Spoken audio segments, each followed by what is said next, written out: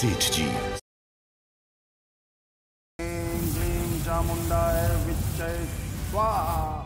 सरदेशमुख परिवार, जिस आग में मैं जल रही हूँ ना, उसी आग में पूरे परिवार को जलाकर राख कर दूंगी। भौराव, मैं तुम्हारे मौत का बदला लूंगी। तुम्हारे रक्त के एक एक कतरे का प्रतिशोध लूंगी मैं। इस देवी का वचन है तुमसे भौराव, मैं वचन देती हूँ तुम्हें, वचन देती हूँ मैं भौराव। सेठ जी, ये सुनवाई तो केवल नागेश के लिए थी। नहीं, एक और जरूरी विषय भी बाकी है। राघव जी को सुरक्षा अधिकारी के पद से हटाने का विषय। लेकिन सेठ जी, अगर राघव जी नहीं रहे तो सुरक्षा नीति कौन बनाएगा? मेरी नजर में एक ऐसा वीर है, और वो है बाजीराव सरदेशमुख। बाजीराव बनेगा देवसू का सुरक्षा अधिकारी। अभी भी देवसू गांव में काफी ऐसे लोग हैं जिन्हें आपकी असलियत पता है। किसकी बात कर रही हो तुम? वसु और उस पागल गणेश की? उसे तो मैं यूं चुटकी भर में हटा दूंगी, और हो सके तो अपने सिंदूर को बचाना। कौन हो? जब तक काम पूरा नहीं होता मैं तुम्हें यहाँ से जाने नहीं दूंगी। कौन सा काम? अहिल्या और उसके परिवार के विनाश का काम। सेठ जी, कुछ ढूंढ रही थी आप? हाँ, जहर ढूंढ रही थी। सोचा कि देवसू के प्रमुख सुरक्षा रक्षक को ही खिलाकर देखूं। अगर मैं अपने हाथों से अपने पति को मार सकती हूँ तो तुम्हारे पति के साथ मैं क्या कर सकती हूँ? बाजी, ये खाना मत खाना, इसमें जहर है।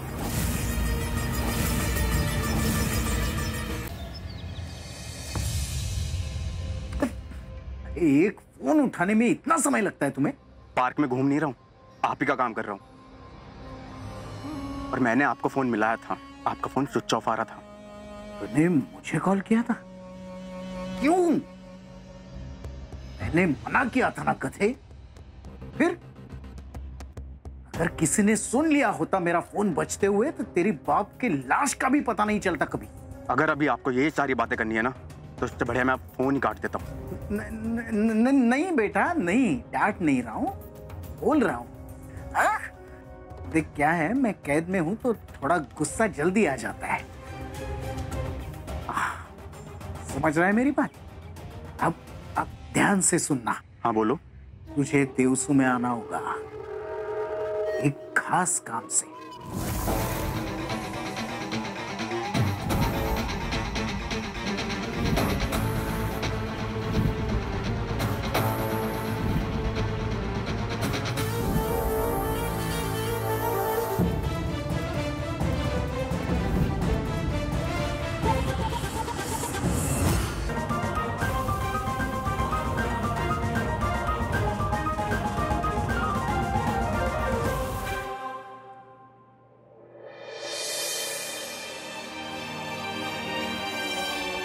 ये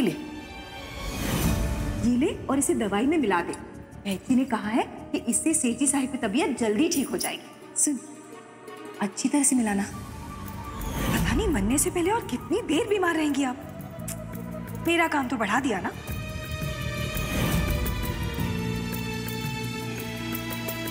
सेठी साहिब उठिए, दवाई पी लीजिए। चलिए, मुंह खोलिए।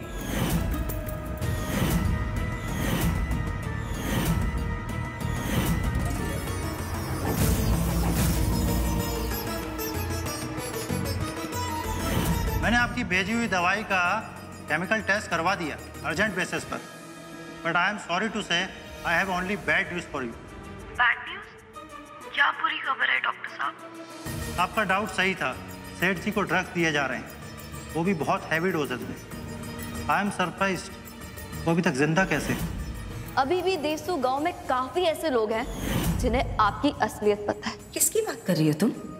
उस वसु और उस पागल गणेश की? उसे तो मैं यूं चुटकी भर में हटा दूंगी।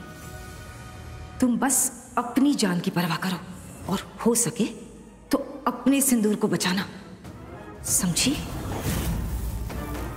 तुम यहाँ आराम से बैठना, तब तक हम तुम्हारे एक शुभचिंतक को ठिकाने लगा के आते हैं।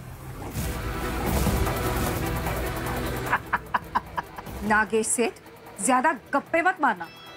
जो काम दिया है, काम पूरा होना चाहिए, समझ गए?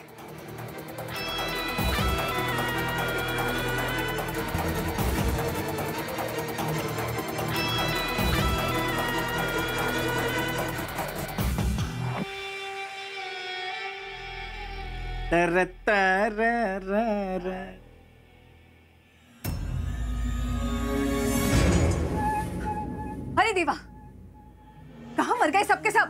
पहरेदार, पहरेदार! जी सेठ जी, कहिए। बाजी, मैंने अभी अभी एक शहरी आदमी को यहाँ से ताबझा करते हुए देखा। लगता है देसू में फिर से कोई घुसपैठिया आ गया है। सेठ जी, आप चिंता मत कीजिए, वो बच के नहीं जा पाएगा। चलो साहब। हाँ, तुम जाकर वहां देखो, तब तक मैं जाके हवेली से और पहरेदार भेजती हूँ, ठीक है? जी सेठ जी, चलो।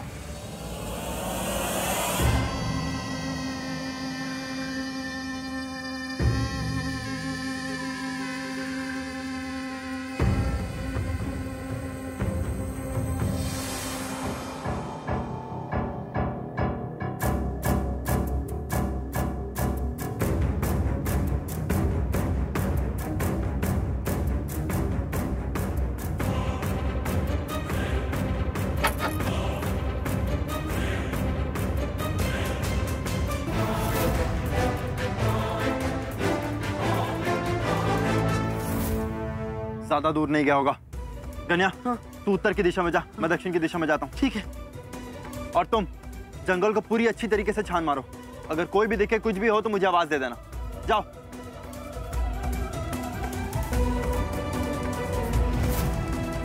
चलो।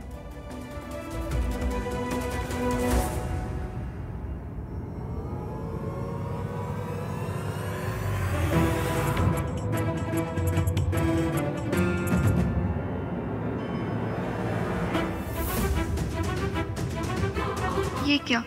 यहाँ तो कोई भी नहीं है। अभी भी देसू गांव में काफी ऐसे लोग हैं जिन्हें आपकी असलियत पता है, जो मेरी तरह आपके असली चेहरे को अच्छी तरीके से जानते हैं। किसकी बात कर रही हो तुम? उस वसु और उस पागल गणेश की? उसे तो मैं यूं चुटकी भर में हटा दूंगी। तुम बस अपनी जान की परवाह करो और हो सके तो अपने सिंदूर को बचाना, समझी? मतलब देवी काकू ने धोखे से सब कुछ जंगल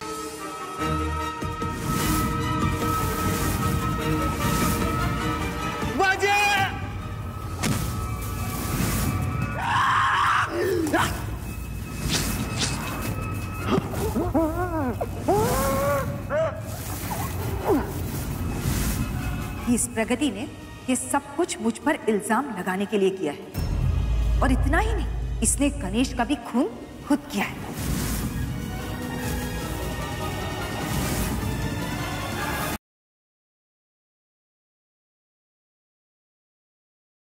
कल सुबह तुम्हारी नींद टाइम से नहीं खुलेगी और तुम अपने ससुराल में होने वाली पहली पूजा नहीं कर पाओगे।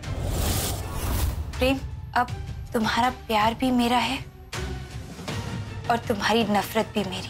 प्यार के सामने नफरत की हार होगी, ये तुम्हारी तेजस्विनी का वादा है तुमसे।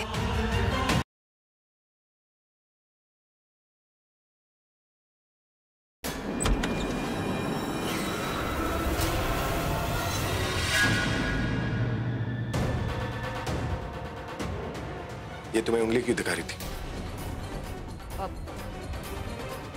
भाई, वो मैं तुमसे नहीं, अपनी बीवी से पूछ रहा हूं। और तुम यहाँ आई क्यों?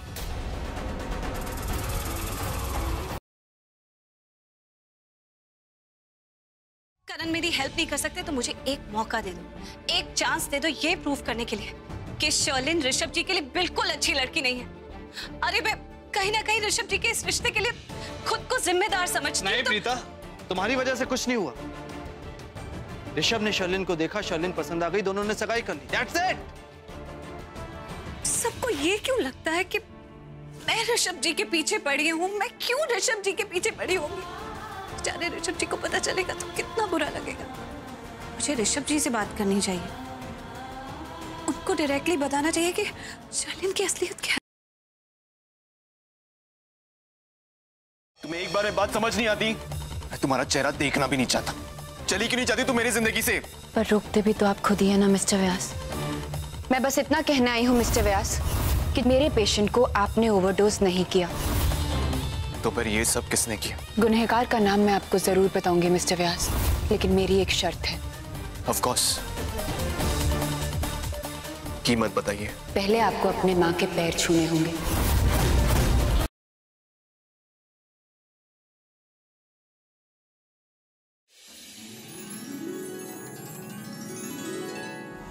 कोशिश करना। महक, प्लीज बाहर आ जाओ। महक कहाँ जा सकती है? किसी ने देखा महक को? महक कहाँ हो यार तुम? महक मेरे पास है, सेफ है और तब तक रहेगी जब तक तुम कोऑपरेट करते रहोगे।